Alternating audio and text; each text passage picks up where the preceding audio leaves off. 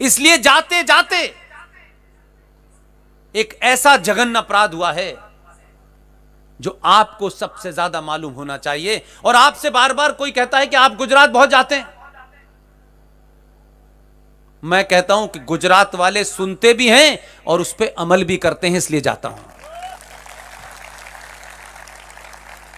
अगर ये रोशनी मुझे गुजरात में नजर आती है तो मैं आपके गली गली गांव जाने के लिए तैयार हूं। आपको यह बीड़ा उठाना पड़ेगा, क्योंकि आप इस बीमारी को अच्छाई से समझ गए हैं और आप उस बीमारी का इलाज करने के लिए बार बार डॉक्टर बदलते हैं।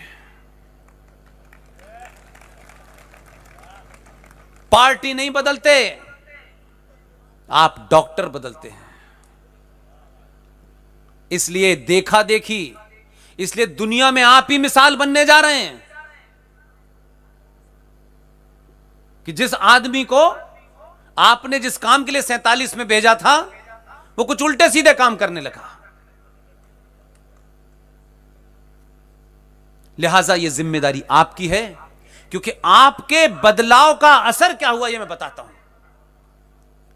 यह कहा जाता था कि भारत में एक राज्य है, वही दिल्ली की गद्दी का रास्ता तय करता है, बार बार तय करता है। आपके बहुत से लोग उत्तर प्रदेश में काम करते हैं,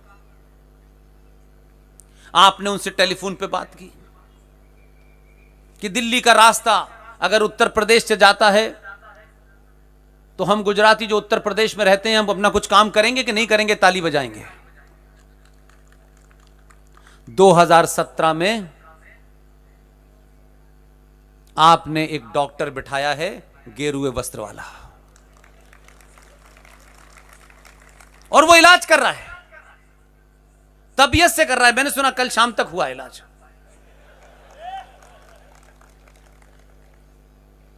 मैं इसलिए आपसे कहना चाहता हूं कि जिस मुद्दे पे मैं आना चाहता हूं कि 2000 में उनको पता, 2013 में पता चल गया था कि सत्ता में लौटने वाले नहीं हैं, क्योंकि वो शुरू में इसको यही समझ रहे थे कि कुछ गांधी जी जैसा होगा, थोड़ी बहुत बातें करता है, क्या फर्क पड़ता है, थोड़ा कुछ दिन में हम पार्टी के लोगों से मिलकर इसको निपटा देंगे। 2013 में भारत की संसद में भारत राष्ट्र के खिलाफ एक बिल पास होकर कानून बन गया।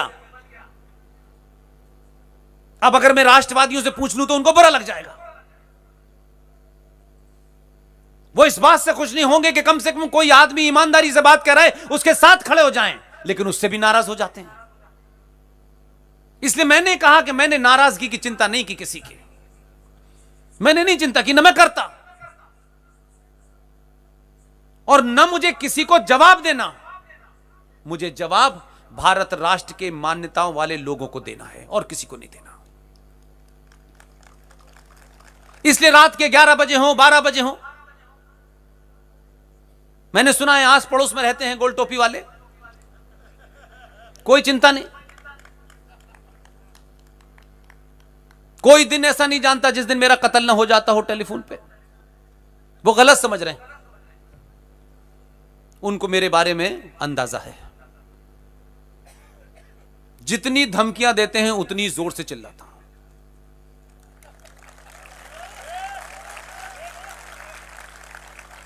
और वो इस बात से परेशान नहीं है कि 1400 साल पहले क्या हुआ था और किताब में क्या लिखा है और कौन से सूरे में क्या लिखा है और कौन से आयत में क्या लिखा है, इसकी चिंता नहीं है उनको। आपको इतना डराया गया कि आप जो सच के ठेकेदार हैं, सच बोलने की बात का प्रोपेगेंडा करते हैं, आप उनके बारे में सच नहीं बोल पाते। आप भगवान राम के ऊपर तो उंगली उठा देते हैं, सीता के चरित्र पर उंगली उठा देते हैं। ऐसा क्यों किया, ऐसा नहीं करना चाहिए था। लेकिन जरा वो जो हैदराबाद वाला पूछता है कि ये सीता कहां कहां गई थी, इस लहजे में, इस बदतमीजी से, इस अपमान भरे शब्दों में वो पूछता है, लेकिन आप नहीं पूछ पाते। सीता जी जहां गई थी वहां से वापस आ गई, जरा उनकी 13 थी, उनकी उम्रें तो बताओ, उनका मैरिज सर्टिफिकेट तो बताओ। इसलिए जय जय श्री राम के नारा लगाने वालों से पूछना चाहता हूं मैं आपसे, यहीं पे कोर्ट में खड़े होकर के भगवान राम का डेट ऑफ बर्थ सर्टिफिकेट मांगने वालों ने बहुत बदतमीजी की थी। वो प्रोसीडिंग सब देखी हुई है मैंने। जिस लहजे में, जिस टोन और टेरर में वो भगवान राम से उसका सर्टिफिकेट मांगते थे, दिल करता था जूते मारो इनमें। विषय ये नहीं है। इसलिए आपकी तारीफ इसलिए करता हूं कि आप भले ही मीठा खाना खाते हो, लेकिन आदमी सेलेक्ट सही करते हैं।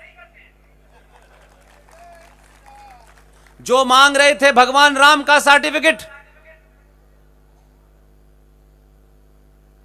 उनसे कहा तुम अपना आप सर्टिफिकेट दिखा दो। अब जब उनसे सर्टिफिकेट मांगा तो कह रहा है ये हमसे सर्टिफिकेट मांग रहे। अरे हमने तुमने से मांगा है, उनका तो नहीं मांगा, 1400 साल पुराना। तुम अपना तो दिखाओ कौन सा है। तो कह रहा हम नहीं दिखाएंगे। तुम भगवान राम का मानोगे, अपना नहीं दिखाओगे। ये ताकत पैदा कीजिए। ये 19 के बाद वाला जो तीर आपने दिल्ली में भेजा है, ये उसी ने करा है।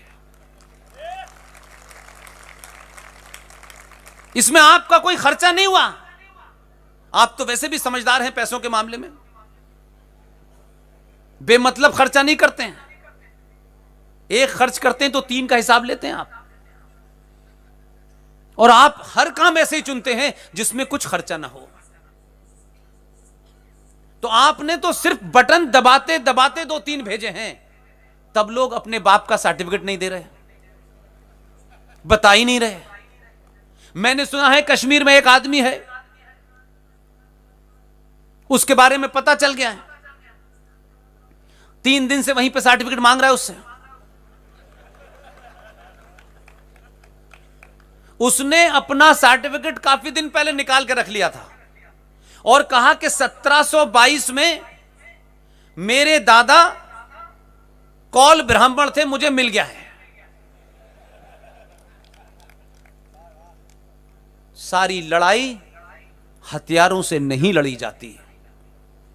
2021 के दौर में यह लड़ाई नरेटिव की लड़ाई है, तर्क की लड़ाई है, रीजन की लड़ाई है, रेफरेंस की लड़ाई है। आपके नारे क्या होने चाहिए, आपके शब्दों का अर्थ क्या होना चाहिए। उन्होंने तो आपको गलत मतलब बता दिए, लेकिन आपने बिना सोचे समझे उनको रट लिया। मेरा दुख है कि हमारे समाज में करोड़ों लोग, करोड़ों हमारे यहां साधु हैं, संत हैं, महंत हैं, अखाड़े हैं, आश्रम हैं। अगर वो एक ही काम तय कर लेते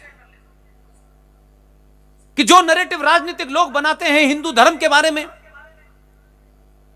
हिंदू संस्कारों के बारे में, कम से कम उन्हें हम ठीक कर देते तो आधी कौम तो वैसे ठीक हो जाती। सबसे बड़ा झूठ जो आपके दिमाग में है, जो अभी आए बगाए चलता रहता है, हम ध्यान ही नहीं देते कि हम बोल क्या रहे हैं। शब्दों का अनर्थ हो जाता है। इसलिए एक मिसाल देता हूं। उर्दू में एक शब्द है, उसका आकार एक ही रहता है, उसका आकार एक ही आकार रहता है, उस आकार में कोई बदलाव नहीं होता। आपके यहां हिंदी में बिंदी कहते हैं, अंग्रेजी में डॉट कहते हैं, उर्दू में नुक्ता कहते हैं। समझ गए इतनी बात आप? उस एक ही आकार वाली जगह में नुक्ता ऊपर लगाओ तो खुदा, नुक्ता नीचे लगाओ तो जुदा। तो नुक्ता खुदा को जुदा कर देता है।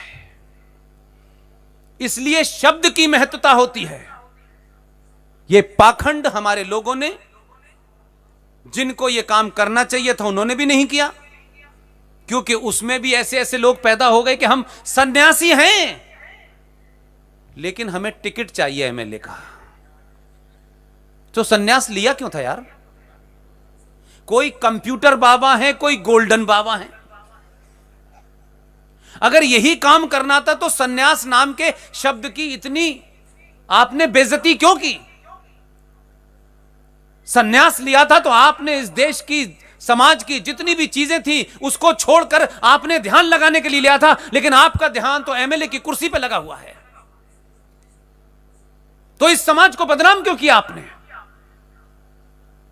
अगर वो भी ये सब बताते तो आज मैं समझता हूं जो सबसे बड़ी समस्या सनातनी हिंदू समाज में है, महिलाओं में है, पुरुषों में है, बच्चों में है, चलते फिरते है, उसे एक ही शब्द में मैं आपको समझा देता हूं। कोई नई फिलॉसफी नहीं है।